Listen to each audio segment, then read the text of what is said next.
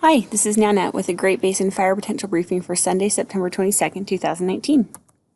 Looking at fire potential impacts over the next few days, we are looking at no significant impacts across the Great Basin today. As we move into Monday, we will see some showers and cooler weather moving into the northwestern part of the Great Basin and also across the southeastern portion of the area. Moving into Tuesday, there will be no significant impacts. Over the past 24 hours, there was not much in the way of precipitation across the area and just a couple of lightning strikes. There were only a few new fire starts across the Great Basin yesterday. Over the past 14 days, things have been unusually wet across the northern part of the Great Basin. You can see looking at that image on the right how the percent of normal is much higher than we would typically see this time of year for the northern part of the Great Basin. However, across the south, it has been very unusually dry. There are many areas across the southern part of the Great Basin that have seen no precipitation over the past 2 weeks. With those really dry conditions, ERCs are highest across the southern half of the Great Basin.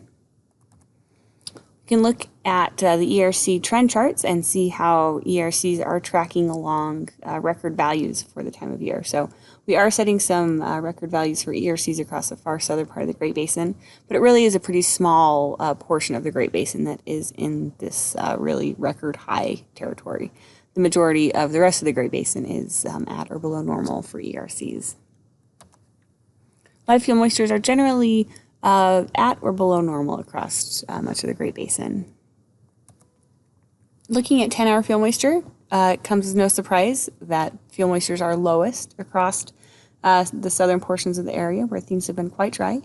Moving further north, you can see higher fuel moistures, but that fuel moisture has come down a bit in the past few days with the recent warmer, drier weather that we have seen.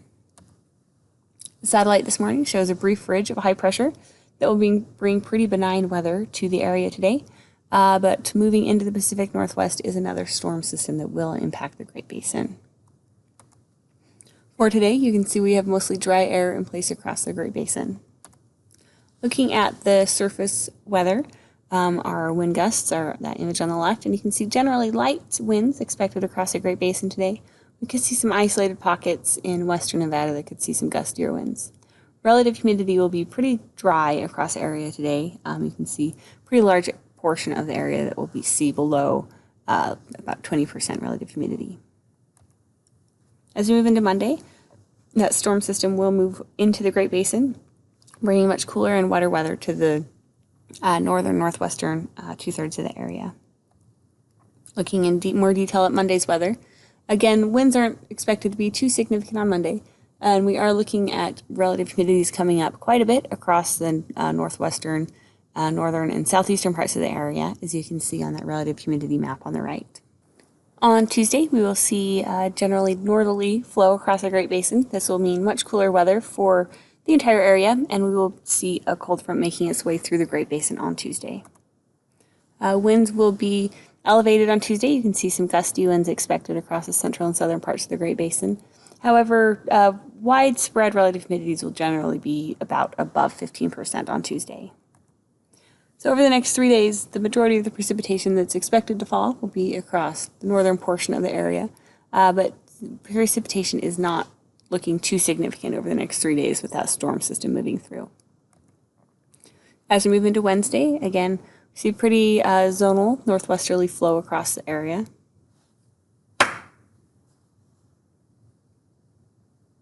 As we move into Wednesday, we'll continue to see pretty cool conditions across the Great Basin in the wake of the cold front that will move through on Monday and Tuesday. Then on Thursday, we're looking at another storm system dropping into the area, bringing more cold, unsettled weather to the area. So you can see in the Wednesday and Thursday time frame, again, with that system on Thursday, we will see some more precipitation across the north, a little more hefty numbers than what we're looking at with this first storm system. And as we move into Friday, looking at that system intensifying overhead, bringing yet another day of precipitation and cold weather to the northern part of the Great Basin. And then on Saturday, that system very slowly making its way through the area. So you can see with that third storm system Friday and Saturday, really some significant precipitation numbers expected in just that 2-day period. So very wet across about the northern half of the Great Basin through Saturday.